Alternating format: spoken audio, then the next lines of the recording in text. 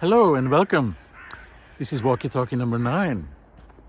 And as it is the first Walkie Talkie of the year, I would like to wish you and your loved ones a wonderful year filled with friendship, love, health, and all the good things of life for this coming year. This Walkie Talkie is in quite a different setting and weather than the last one. You may remember that the last Walkie Talkie was recorded in Hungary on a warm, sunny autumn day. And it's winter now, and it has snowed, as you can see. I'm back in Belgium. It doesn't snow here that often anymore in winter. I don't think I have to explain to you why. But yesterday and the day before, we were gifted with a beautiful blanket of snow. So I thought it was a good time to go out and talk while walking a little bit again. And in this first walkie-talkie of the year, I would like to actually go back a little to a previous talk, in walkie-talkie number 7 to be exact. And in that walkie-talkie, I used the word at some point, the word to diagrammatize. To diagrammatize, meaning to reduce the world to simple diagrams or drawings. And I immediately added, I don't know if this word exists. I don't know if this is a thing.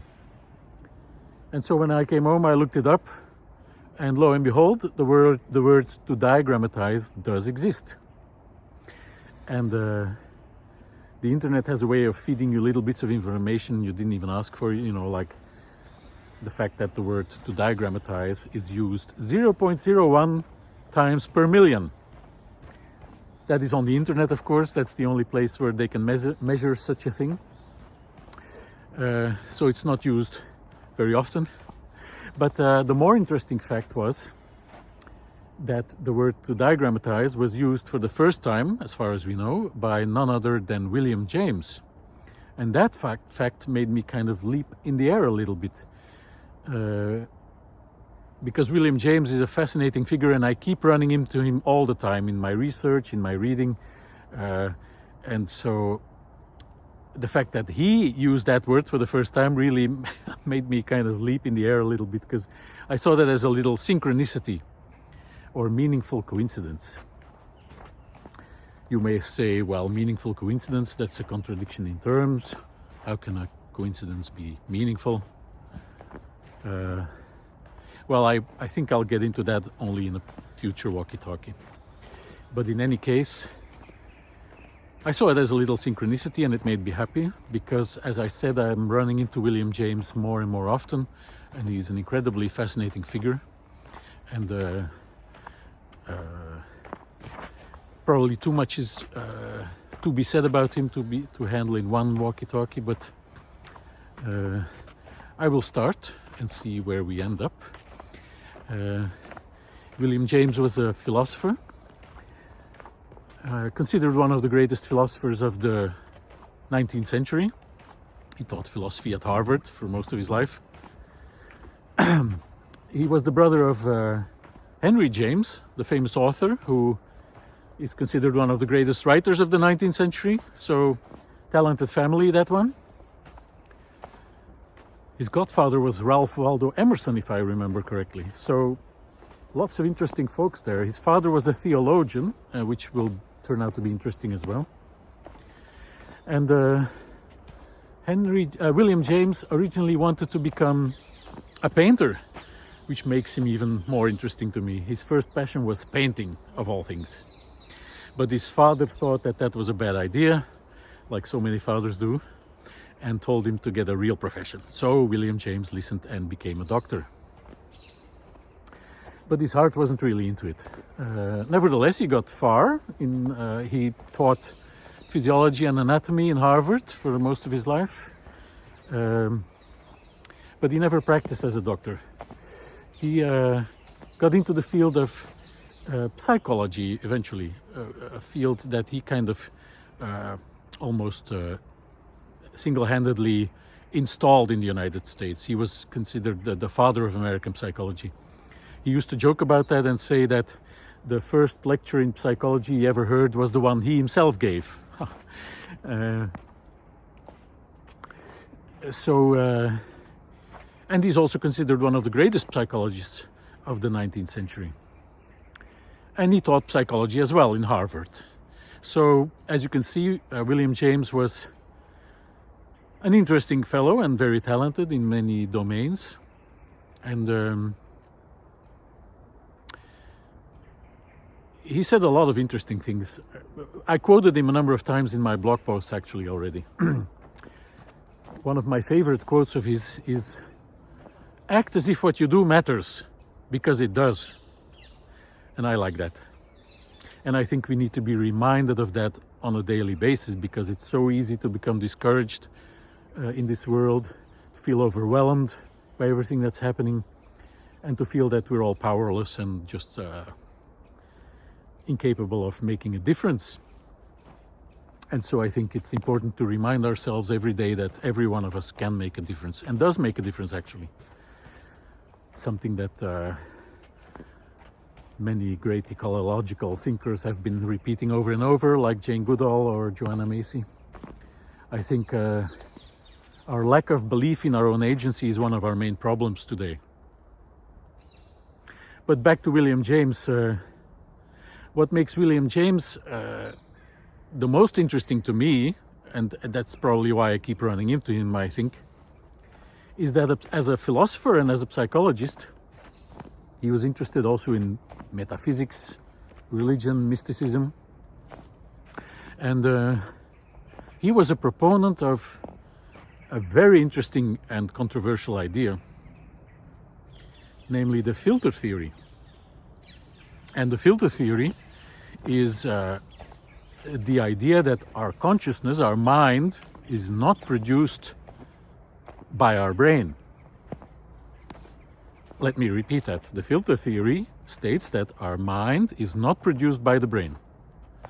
And that, of course, runs counter to almost everything we believe in our current paradigm, which sees consciousness, at least the dominant paradigm, as none other than a byproduct or epiphenomenon of electrochemical activity in our brains, which kind of arrived by accident for evolutionary advantage. And by the way, that idea has never been proven. There's only proof of correlation. But I won't get into that now, that would take us too far. In any case, the filter theory states something entirely different. It states that our brains do not produce consciousness or our mind, rather it picks it up and filters it or transmits it from a wider field of consciousness. So in that view, you can see our brains more as a receiver almost, or as like the TV, the TV program is not produced by the television. It is everywhere around us. The TV is able to pick it up and make it visible to us. And that's kind of a useful analogy. And the filter theory claims a similar thing. Our brain is a facilitator of consciousness. Now you may react to that idea with disbelief or aversion, because it's so counter to the current dominant paradigm about what our mind is. But actually, a lot of contemporary scientists are picking up on that idea again. Most of the fathers of quantum physics were proponents of this idea, actually. Like Planck, Schrödinger, Heisenberg. Most of them saw consciousness as fundamental. And Bernard Carr was a friend and student of Stephen Hawking. He's a proponent of the filter theory, and he talks about that in my musing, A Wonderful Afternoon with a Scientist. I will link to that musing in the description below this video. I would very much recommend watching that. It's a long interview, 2.5 hours, but fascinating. Bernard Carr is a really fascinating scientist. In any case, just to say that this idea that may seem outlandish is very much on the table again. Now this leads to a lot of questions and a lot of additional problems and issues, and you know, I would need 100 walkie-talkies to get into that. But it's something I will be dealing with a lot in my coming work. William James was one of those scientists who was way ahead of his times in many ways. And there have been people like that in every period of our civilization, like people who were like picking up on an idea intuitively, or I don't know how, like, and nobody really caught on at the time. But now we have to go back and find these people and connect the dots of all the things they were saying. You know, going back to people like Giordano Bruno or some of the philosophers, Spinoza, Kant, and then Oriental philosophy. There is a thread that pops up in thinking pretty much everywhere on the globe in our history. And that's one of the things I want to do, is to help reconnecting those dots. And for me, William James is really an important dot at this point. And you may say, why deal with that?